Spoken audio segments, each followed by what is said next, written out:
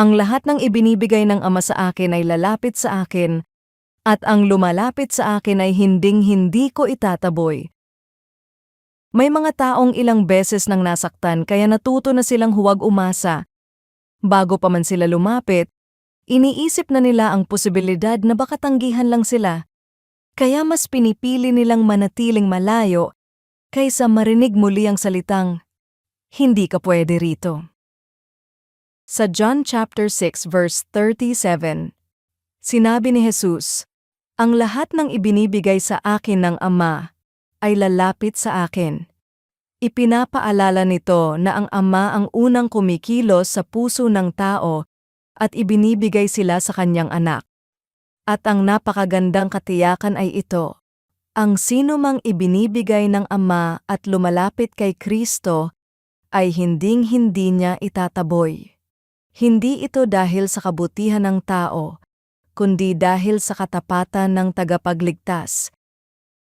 Napakaraming pagkakataon sa buhay na maaari tayong tanggihan ng mga tao, ngunit iba si Jesus. Hindi niya itinataboy ang mga ibinibigay ng Ama sa kanya. Sa halip, tinatanggap niya sila ng buong biyaya at pinanghahawakan hanggang sa wakas. Ang ating katiyakan ay hindi nakasalalay sa ating kakayahang kumapit sa Kanya, kundi sa Kanyang katapatan na hindi bibitaw sa atin. Kung minsan ay nag-aalinlangan kang lumapit kay Kristo, dahil pakiramdam mo ay hindi ka sapat, alalahanin mo ang pangako niyang ito. Ang lumalapit sa akin ay hinding-hindi ko itataboy. Ang mga ibinigay ng Ama ay ligtas sa kanyang mga kamay, at sa kanya ay may pagtanggap, kapatawaran, at pag-asang hindi kailanman mabibigo.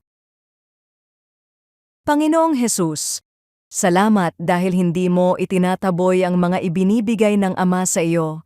Tulungan mo akong patuloy na lumapit sa iyo ng may pagpapakumbaba at pagtitiwala, at mamuhay araw-araw na may katiyakang ligtas ako sa iyong mga kamay.